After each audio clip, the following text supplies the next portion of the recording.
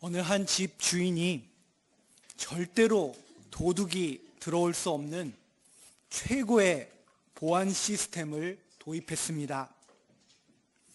그리고 참 만족스러워하면서 자신이 가장 신뢰하는 친구를 초대해서 그 시스템이 얼마나 철저한지 그 모든 작동하는 놀라운 모습과 그 구조를 보여주면서 함께 감탄하는 시간을 가졌습니다. 그렇게 초대받은 친구는 그 집의 훌륭한 보안 시스템을 보면서 혼자 있을 때 문득 한 생각이 떠오릅니다. 이 시스템의 모든 구조와 작동법을 알게 된 자신은 이 보안을 뚫을 수 있는 사람이 아닌가. 이 시스템은 너무나 훌륭하고 빈틈이 없었습니다. 그러나 결국 그 친구는 나중에 그 집의 보안 시스템을 뚫어버리고 아무도 모르게 그 집에 침입할 수 있었습니다. 이것은 오늘 이 바울이 쓰고 있는 본문, 이 본문을 이해하기 위해 만들어진 하나의 이야기입니다. 바울은 오늘 본문에서 모세를 통하여 이스라엘에게 주어진 율법, 도라에 대해서 말하고 있습니다. 그 율법은 하나님의 법이고 거룩하고 정의롭고 선하다. 이것을 바울은 분명하게 전하려고 합니다. 우리가 이 로마서 7장을 읽으면서 이 사실은 흔들림 없이 꽉 잡고 가야 하는 것입니다. 이 율법 도라는 앞서 말씀드린 이야기 안에 최고의 보안 시스템처럼 훌륭하게 작동합니다. 그러나 그 시스템을 받은 사람이 어떻게 관리하는지에 따라서는 그 시스템이 충분히 막을 수 있던 침입을 막지 못해버리는, 목적에 실패해버리는 결과를 초래할 수 있다라는 것입니다. 오늘 바울이 율법을 통해서 무엇을 말하려고 하는지, 아담 안에 있었던 이스라엘이라는 이 제목을 갖고 이 7장의 말씀을 함께 나누려고 합니다. 바울은 오늘 본문에서 나라는 이 주어를 반복적으로 사용하고 있습니다. 예를 들어 7절을 보게 되면 율법으로 말미암지 않고는 내가 죄를 알지 못하였다. 내가라고 말하고 있습니다. 또 7절 후반에서는 탐내지 말라 하지 아니하였더라면 내가 탐심을 알지 못하였느니라. 나를 말하고 있습니다. 8절에서도 계명으로 말미암아 내 속에서, 오늘 본문 전체에서 12절을 빼고 계속해서 바울은 나라고 말합니다. 이 본문을 읽으면서 이 본문을 어떻게 이해하면 좋을까 생각하다가 어떤 사람은 그렇지, 바울이 자신의 과거를 회상하면서 이 편지를 쓰고 있구나, 이렇게 이해하는 시도가 있었습니다. 바울은 어떻게 예수 그리스도를 만났는지, 그 전에 자신이 어땠는지를 말하고 있다라는 것입니다. 또한 그때의 자신과 예수 그리스도를 만난 자신을 새롭게 설명하려고 이 이야기를 하고 있다. 혹은 그 두 가지를 다, 과거의 자신과 지금의 자신을 대조시키면서 이야기한다. 이런 여러 가지 시도들이 있습니다. 그런데 이런 접근 시도에는 한 가지 중요한 포인트가 누락되어 있습니다. 바울이 살던 고대 세계, 그 세계의 사람들은 나의 이야기에서 좀 더 넓고 일반적인 이야기를 하고 싶을 때 흔히 나를 사용했습니다. 우리도 이런 표현을 하죠. 사람은 누구나 때때로 이렇게 느낍니다. 이때 처음 주어가 사람은 이라고 말합니다. 그러나 그 사람은 나 혼자가 아니라 많은 사람들에 대한 공통된 것을 말하기 위해서 사람은 이라고 사용합니다. 마찬가지로 이 고대 세계를 살아가는 사람들은 단순히 나의 이야기가 아니라 좀 더 일반적인 이야기를 할 때 나라는 이 표현을 사용했다라는 것입니다. 실제로 바울은 이 로마서뿐만 아니라 갈라디아서에서는 나 그리고 우리를 한 절마다 이렇게 잘 배치해서 사용하면서 그가 전하려고 하는 핵심을 더 효과적으로 전하는 그런 방법을 사용하고 있습니다. 바울은 오늘 본문에서 나라고 말하면서 좀 더 일반적인 모두를 포함하는 이야기를 하고 싶은 것입니다. 그런데 그렇다고 해서 바울이 여기서 인류 전체를 다 말하고 있는 것은 아닙니다. 왜냐하면 바울은 계속해서 율법에 대해서, 법에 대해서 말하고 있기 때문입니다. 즉, 바울이 여기서 나라고 말하면서 이야기하고 싶은 그 사람은 바로 이스라엘입니다. 이스라엘은 어떤 사람들입니까? 하나님으로부터 율법, 계명을 은혜로, 선물로 받은 민족입니다. 그러나 이 가장 훌륭한 보안장치를 도입한 집주인에게 친구가 있었고 그 친구가 그랬던 것처럼 하나님의 최고의 선물 율법이 주어진 이스라엘, 그러나 그 율법 옆에서 기회를 엿보는 자가 있었다라는 것을 오늘 본문에서 바울은 말하고 있습니다. 그 기회를 엿보고 틈타는 자가 바로 죄입니다. 더 정확히 말씀드리면 에덴 동산에서 나타났던 바로 그 죄입니다. 아담 이후에 노아가 있고 아브라함이 있고 이삭, 야곱, 그렇게 족장까지 하나님의 이야기가 이어져 나아갑니다.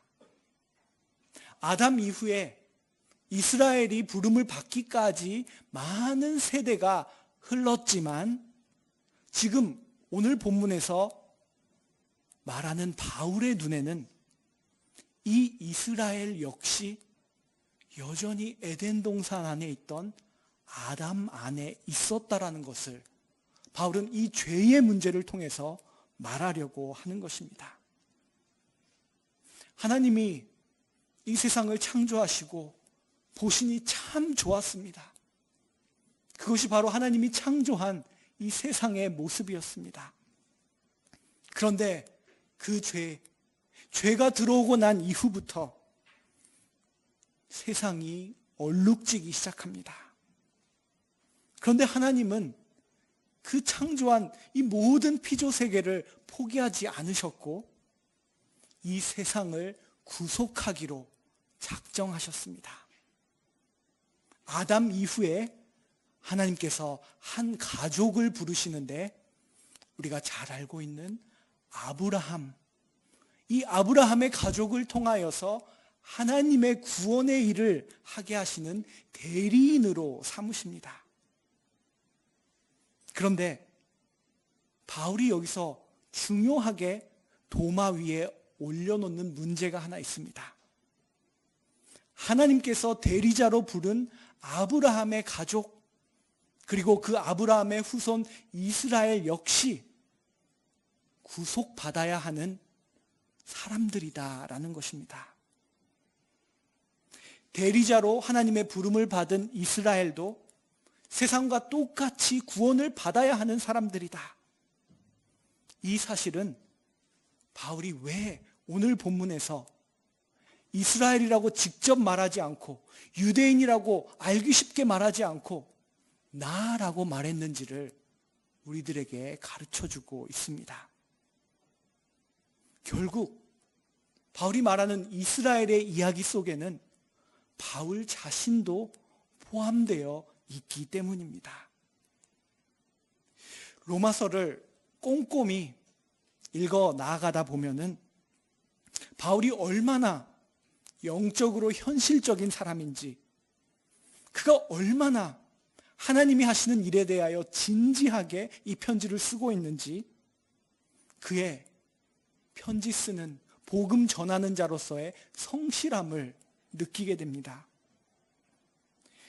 이 편지를 써나가는 바울은 이스라엘이라는 이 대리자로 불름 받은 민족의 실패에 대해서 나는 상관없습니다, 나는 예수 그리스도를 통하여 구원받았으니 나는 이 사람들과 다릅니다라고 말할 수 없다는 양심을 갖고 있습니다. 그리고 지금도 이 이스라엘이 자신의 상황을 이해하지 못하고 계속해서 죄의 결과물을 낳고 있는 이 현재 진행 중인 상황에 그는 눈물을 흘리며 한탄하는 그 마음으로 이 로마서를 쓰고 있습니다. 바울이 오늘 본문에서 말하는 나는 하나님의 백성으로 택함을 받았는데도 끊임없이 틈을 타고 일어나는 죄의 결과에 대해 괴로워하고 있는 나이고, 바울이 부형들이라고 부르는 그의 동포 유대인들이 계속해서 지속적으로 죄의 결과를 낳고 있는 것에 대한 눈물이 담긴 표현이라 말할 수 있습니다. 오늘 본문에서 바울은 두 가지의 과제를 동시에 다루면서 말합니다. 여러분, 건물 안에서 창문을 통하여 바깥 풍경을 보면은 창문으로 보이는 바깥에 아름다운 풍경이 보입니다. 그런데 자세히 보면은 창 밖에 있는 풍경뿐만 아니라 그 창가에 비치는 반사된 나의 모습도 보이게 됩니다. 그래서 정확히 말하면 밖에 보이는 풍경과 그 유리에 반사된 나의 모습이 합쳐진 모습이 보이게 됩니다. 마치 그런 것과 비슷하게 바울은 이 죄의 문제를 다루면서 아담이 에덴 동산에서 지켜야 할 하나님과의 약속을 받았을 그때를 상기시키고, 동시에 율법이 이스라엘에게 주어졌을 때 그때를, 이 두 가지를 함께 보면서 말하고 있는 것입니다. 바울이 오늘 본문에서 죄의 문제를 다루는 가운데의 중요한 요점은 하나님이 이스라엘에게 도라, 율법을 주셨을 때 이스라엘은 그 율법을 어김으로써 아담과 같은 길을 걸어갔다라는 것입니다.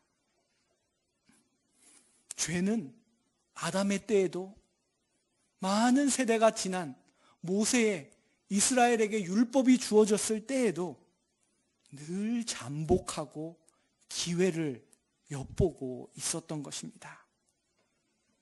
그리고 하나님께서 거룩하고 선하고 바른 율법을 주셨는데 그 율법으로 말미암아 이스라엘이 율법을 어기는 결과를 초래하게 되었다라고 바울은 말합니다.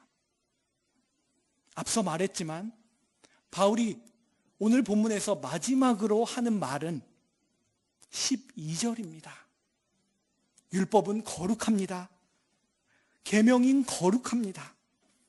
의롭고 선한 것입니다. 바울은 이 모든 결과물이 율법 때문이 아니다라는 것을 말합니다. 그런데 그 얘기를 하다가 보니까 또 한 가지 중요한 사실을 바울이 전하게 되는데, 그것은 하나님의 선물로 주어진 율법에는 약속이 있었는데, 결과적으로 율법은 아이러니하게도 율법 자신이 약속하는 것을 백성들에게 주지 못했다라는 것을 말하고 있습니다. 율법이 약속한 것이 무엇입니까? 10절을 보면 생명이다라고 바울은 말합니다. 생명에 이르게 할 그 계명이, 아담이 하나님의 계명을 어기고 에덴에서 쫓겨났을 때 그때 잃었던 그 생명, 그 생명에 이르게 하는 하나님이 주신 선물 율법이었는데 그것을 이루게 하지 못했다라고 바울은 말하게 됩니다. 율법을 성실하게 지키는 자들에게 생명을 약속했지만, 그러나 율법을 어긴다면 죽음을 초래할 것이다라는 이 내용, 이것은 레위기에도 신명기에도 분명히 기록되어 있는 말씀이었습니다. 창세기, 출애굽기, 신명기, 이 구약성경의 앞부분만 봐도 율법을 받고 약속의 땅을 받은 이스라엘과 에덴 동산에서 하나님과의 약속을 어긴 이 아담, 하와 사이에는 아주 닮은 모습이 보이게 됩니다. 여러분, 에덴에서 선악과를 따먹은 아담과 하와는 어떻게 되었나요? 에덴 동산에서 추방을 당하게 됩니다. 하나님께서 그것을 먹으면 죽을 것이다 라고 했을 때 그 죽음에는 에덴에서의 추방이 포함되어 있었다는 것을 우리는 볼 수 있습니다. 이스라엘은 어떤가요? 이스라엘에게 하나님의 선물, 하나님의 해결책, 율법 토라가 주어졌습니다. 그런데 그 율법을 어긴 이스라엘, 그들은 약속의 땅에서 추방을 당하는 바빌론 포로기를 겪게 됩니다.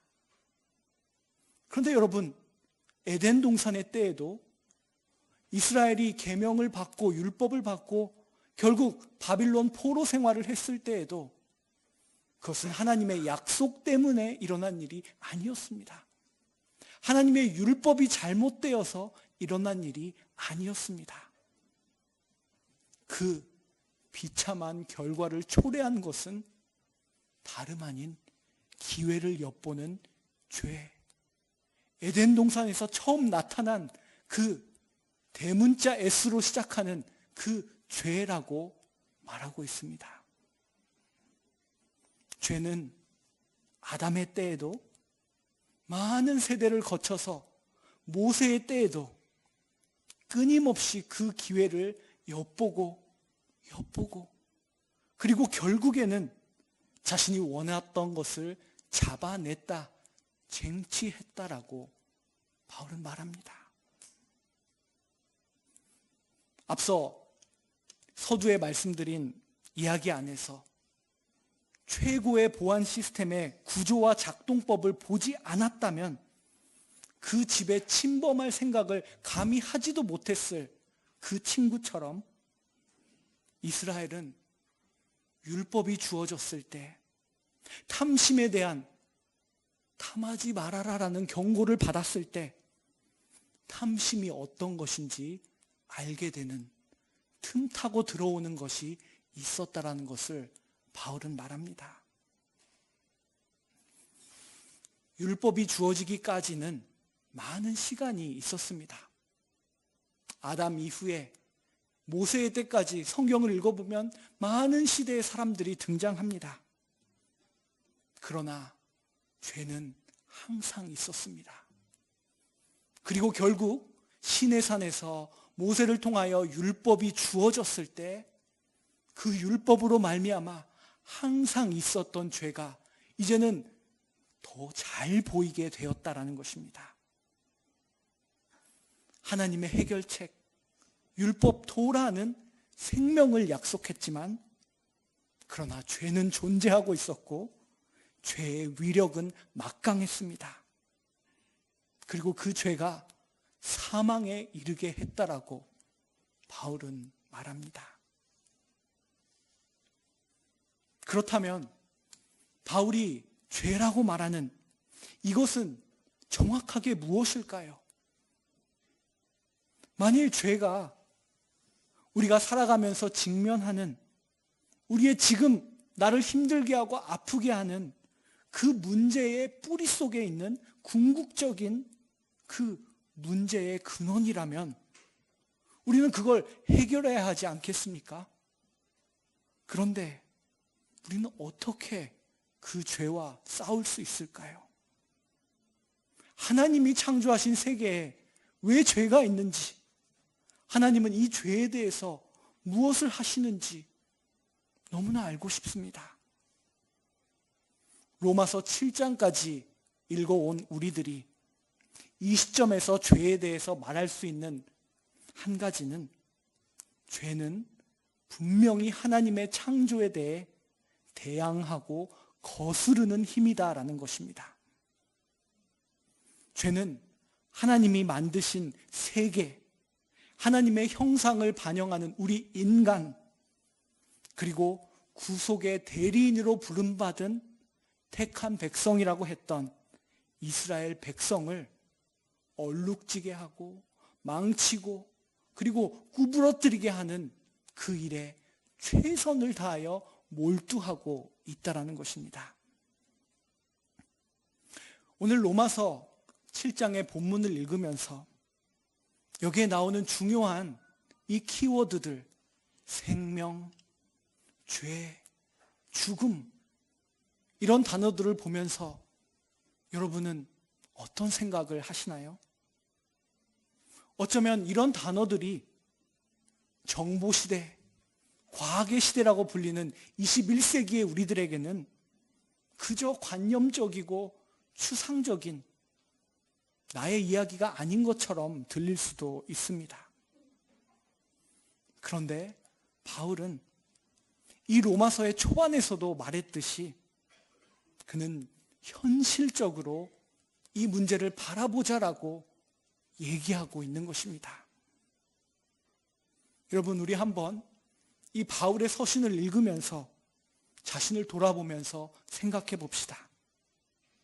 우리는 이 죄의 문제와 나의 삶이 관여 없다고, 상관없다고 말할 수 있을까요?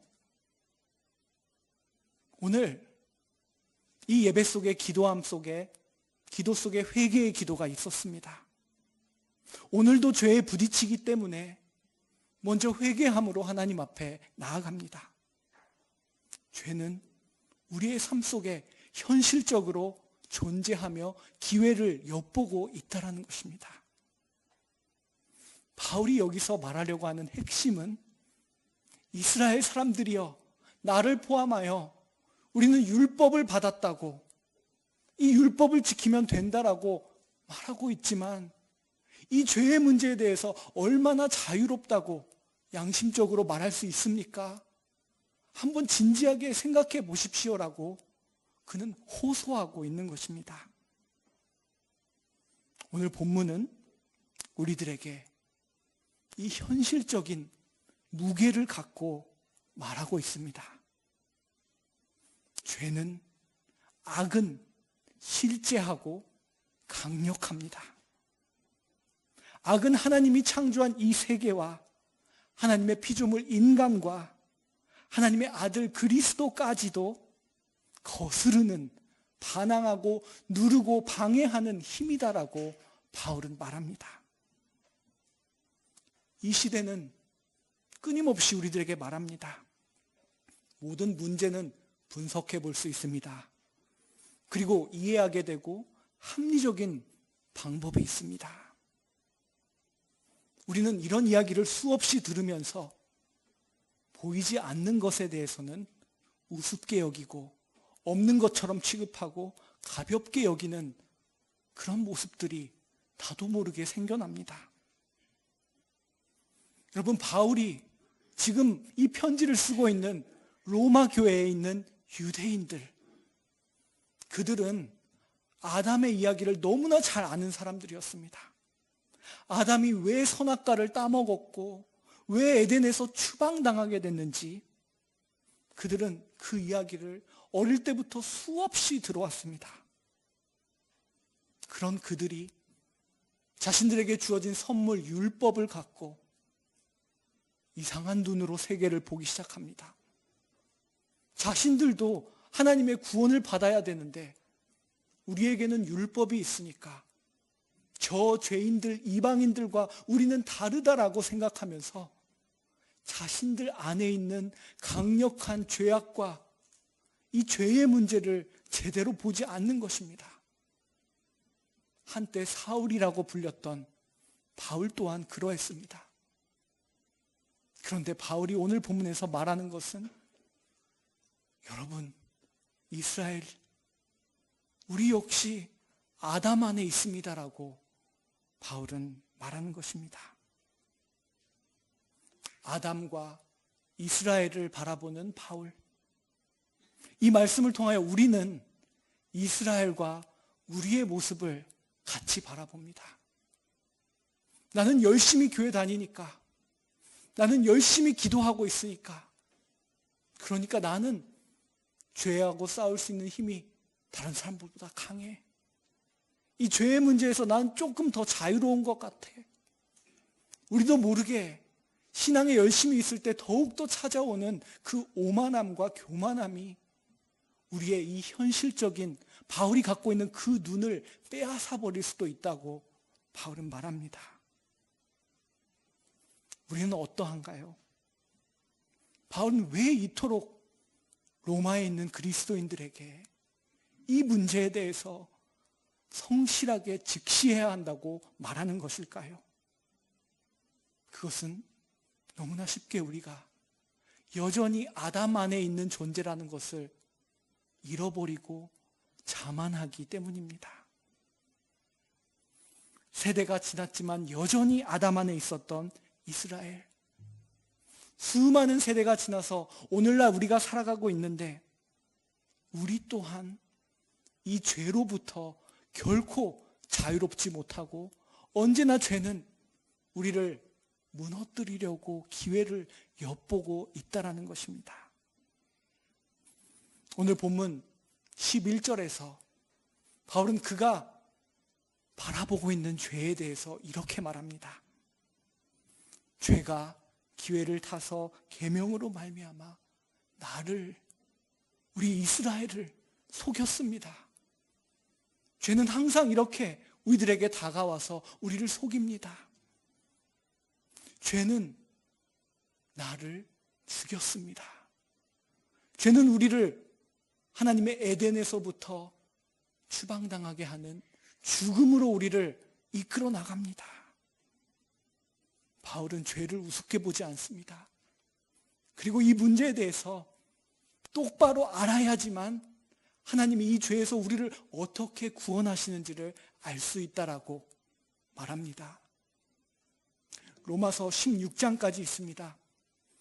로마서의 가장 중요한 부분이 로마서의 중심 8장에 나옵니다. 그 8장을 정말 그 가치 그대로 알기 위해서는 이 죄의 문제를 똑바로 알아야 하기 때문에, 하나님이 아담 이후에 어떻게 구원을 이루기 위하여 일해 오셨는지를 알아야 하기 때문에 바울은 이 문제를 7장에서 진지하게 다루고 있습니다. 여러분, 우리는 이미 복음을 들었기 때문에 복음이 당연하게 들려올 때가 있습니다. 예수님이 이 땅에 오셔서 십자가에 달리시고 죽으시고 부활하셨다라는 이 하나님이 이루신 이 일이 얼마나 빛나고 값지고 그 큰 가치를 갖고 있는지 우리는 쉽게 놓쳐버릴 수가 있습니다. 그런데 정말 복음의 가치를 알기 위해서는 죄가 얼마나 강력하고 얼마나 지속적으로 기회를 노려왔고 죄가 얼마나 많은 승리를 거둬왔는지를 우리는 직접 봐야 한다라고 바울은 말하고 있습니다. 오늘 바울이 기록하는 이 말씀을 통하여서 오늘도 우리가 부딪히며 싸워 나아가는 이 죄를 똑바로 바라보고 하나님께서 유일하게 죄를 해결하는 방법으로 보내주신 예수 그리스도, 그분의 참된 가치를 발견하며 진정한 그리스도인으로 살아가는 동경교회가 되기를 간절히 소망합니다. 기도하겠습니다.